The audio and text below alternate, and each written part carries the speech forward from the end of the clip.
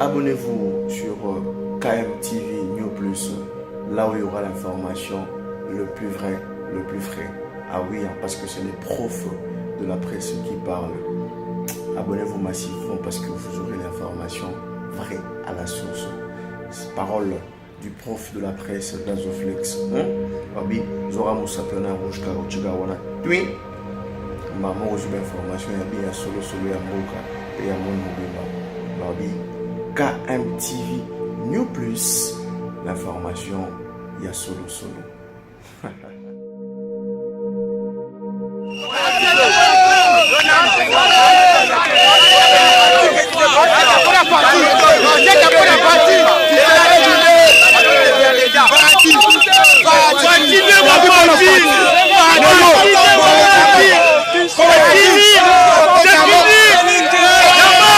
Du peuple congolais, Genève et Calais du sauté.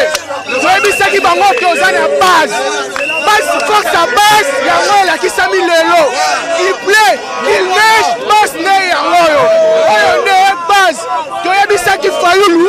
Un région de Maboko ça qui polele a boy. Nous avons la problème moutouté. Nous avons la qui se voit que Congo est à Fati. Base yango.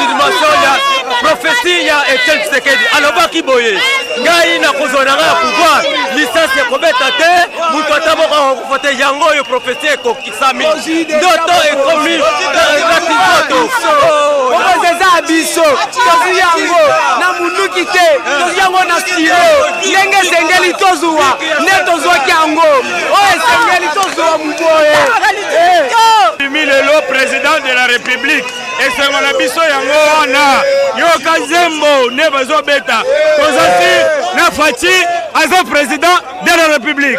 On était contents nous UDPS parce que c'est ce qu'on attendait. On disait toujours que UDPS vaincra, mais aujourd'hui nous avons vaincu. C'est pour cela on est très contents. C'est pour cela vous avez trouvé nombreux ici. On est dans la joie avec UDPS. Il pouvoir ni yetu tulichoikamata ni ya Fati. Kunaisha. Kwashiki mukalanga mwetu kumana kushika twabwanga chi zambi ya hata mtu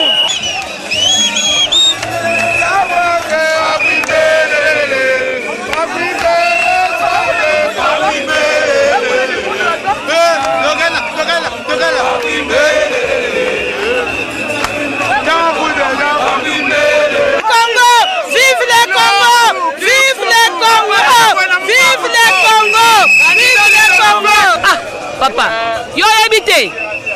Mais lelo mokonza mboka mwana ya Nzambe azobotama. Azobotama nde lelo to yebisa ki bino.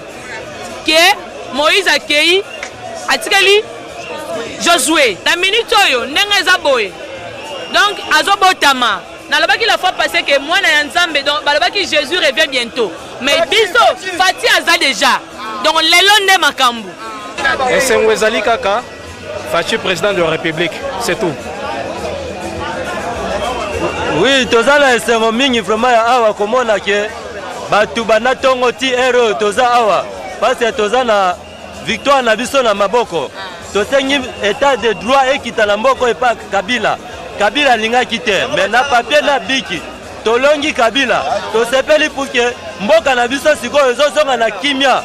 Tuerio bazali kosala na este koboma biso na Kinshasa ti awa eza lisusu te na remercie na Nzambe ndenge ayoki akoti na kati ya mitema ya bato wana tolongi bango Kongo ezongi na maboko ya bakongolais victoire tuerie esili to dirige sikoyo mboka na biso ndenge esenge nde badirige mboka.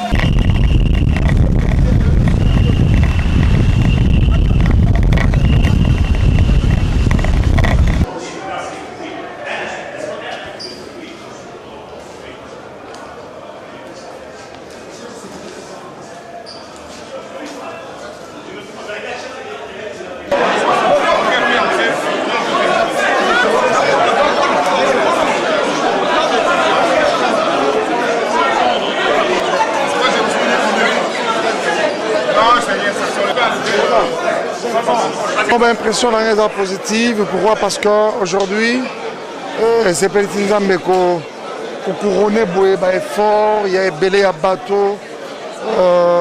Dans le sens où le Seigneur, dans la date historique, qu'on pense à pisoler et belé à Congolais. Aujourd'hui, il y a victoire. Victoire à tout un peuple. Vous l'avez vu à travers la ville de Kinshasa. Et nous avons déjà les échos depuis quelques heures là que même en province, ça s'est tellement répercuté. C'est des coups de sifflet, c'est des bruits dans tous les sens. Toujours Pamboanza, mais pas Moukola Lelo. Qu'on croit en Afachi, c'était comme par révélation. C'était comme par révélation. Donc il fallait être spirituel, avoir un œil spirituel pour pouvoir comprendre que cette personne était le choix comme ça de Dieu. Je vous ai dit, j'ai dit au peuple congolais de voter pour le candidat numéro 20 parce que je le sentais. J'avais beaucoup de convictions. J'ai donné mes 3 bonnes raisons, mais au-delà de ces raisons, c'est que la conviction y était, c'est que c'était le meilleur. Et aujourd'hui, ça s'est prouvé à travers la face du monde combien le candidat numéro 20 était le meilleur. Je pense que cette victoire, comme le président de la République l'a dit, est dédiée à tous les Congolais. Il n'y a pas beaucoup de commentaires à faire. Je pense que les urnes ont parlé. Le peuple congolais s'est exprimé et les urnes ont parlé. J'ai toujours été à côté du président élu. D'ailleurs, ce n'est pas à vous que je vais dire des choses, vous le savez très bien. Je n'ai jamais eu de doute de tous les combats, de toutes les démarches. J'étais aux côtés de lui et j'ai toujours eu confiance du président. Aux anges aujourd'hui, surtout que c'est le Congo qui a gagné, c'est le peuple congolais qui a gagné. Et nous pensons que l'UDPS avec UNC cache. Nous allons vraiment travailler pour un changement profond de ce pays. Et nous pensons qu'avec tout le peuple congolais, nous allons nous unir comme un seul homme pour finalement qu'on puisse développer ce pays, faire un changement profond de mentalité de Congolais, afin que le peuple congolais puisse sortir de la pauvreté qui lui était imposée. Je tiens à vous dire que c'est une victoire du peuple congolais qui avait voulu du changement, une victoire de la constance, une victoire qui voudrait tourner la page de l'histoire, la page de l'heureux de notre pays. Mais je pense que ça va aller de l'avant. Une victoire de la réconciliation nationale, une victoire de l'unité de tous les Congolais et Congolaises du pays. Merci. Sengo Makasi qui est aussi pour une fois alternance démocratique sans qu'on utilise des armes et la qui est lutte au compte de Tshisekedi d'Atikela Bisso pour continuer en haut pour réaliser venae et les lots congolais nous sommes tina butu à la lité tina tongo awa adoro sepela et nous la qui ça que choix à peuple yangonde o bimi les lots et vraiment souhait na biso ezali avant de prêter serment ndenge président Félix Antoine Koloba to kunda le fait président Tshisekedi to tondi na esengo sentiment liboso eza esengo sentiment ya mibale eza mwa bobangi parce que omoni bitumba obundi na conviction na passion nyonso tango kokoma na suka bitumbango elingi koloba ke na moment oyo tant ya komba eleki tant ya bitumba eleki ekomi na ngonga ya kokamba mboka et à ce titre là nazoli ke ete Nzambe akopesa 5e président de la République ya RDC makasi bwanya pe mayele ya kokamba mboka na ndenge longo bani lelo sentiment na ngai eza komona ke tosengaki alternance lelo alternance ezwami mais ngai Daniel Manateba naloba kaka alternance yango moko ekoki te eloko esengeli esalema eza nde changement de mentalité, changement des animateurs des institutions, changement de méthode, changement de mentalité de conception. Il y a vie politique, paix, il y a gestion en moka. Na banza ete soki oyo tosololaka na président de la République soki oyo tosololaka na Vital Kamerhe premier ministre commissaire déjà premier ministre akozala premier ministre akozala parce que namoni te na minute nani akoki kokamba gouvernement na bwanya maele pe détermination lokola Vital Kamerhe ezali te ezali kamo kaka moninga asali ta na yeba ndima ye me ngai naza na pasi pe bobangi pe mawa ya bandeko ebele oyo bakocomprendre te que alternance oyo ekoya na changement naza na pasi makasi mpo na bango mpo nazomona niveau bakolanda na à la queue leu na baprison ya RDC. Président de la République ya sika 5e président Félix Tshisekedi alobaki non au tribalisme nyonso wana tondimi mpe na rappele bato mpo nga nazala nanga moluba te nazala tribaliste te mais na luta contre tribalisme mokili emona na bao balobaka ke moluba akokoma président na mboko te awa siko moluba azwi présidence tosala nini te toyeba ete moto akambi Congo kobanda lelo moto akokamba Congo aza moluba te azali nde congolais. Le mythe est tombé. Moluba ko diriger mboko te, Moluba ko diriger mboko te, le mythe est tombé. Mais bozoye Moluba te, bozoye mokonzi ya congolais, mokonzi ya ba congolais. Ngana kokara tout ce qui est à caractère polémique na ekima ngo makasi et tout ce qui est politique. Na bien on a eza elo on a maîtrise la minute. Mais on toyebi ko apprécier, toyebi ko linga, toyebi ko soutenir. Voilà. Ko ya awa déjà faut que ngai que ça soit le président Félix, que ça soit le président Vital ou le CG Jean-Marc Aboun, nga baza ba grand frère nani. Baza bato nga na yebi avant makambo. Et nazala na chance ya komona bango ernyon sauté mais na mona na bango. O baza mbongo te baza na mbongo. Koza na opposition eza kozanga mbongo te bazalaki na opposition mais le but que bazalaki bato bakelela eza te bato bazanga ka kopesa main muke ba edanga pe déjà et nazala na bon souvenir quand on a bet Olympia nanga CG Jean-Marc Abound a soutenanga makasi matona ba ko soutenir nga tina ba vidéo na ba interview azaki na États-Unis ou Canada je crois financièrement moralement a soutenir nga et il fallait qu'il aille lelo.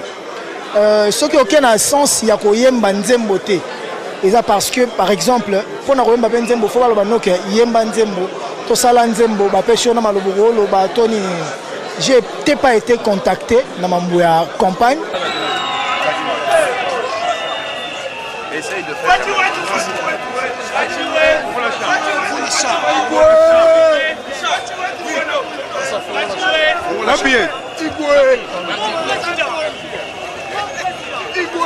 Qu'est-ce que ça a avancé?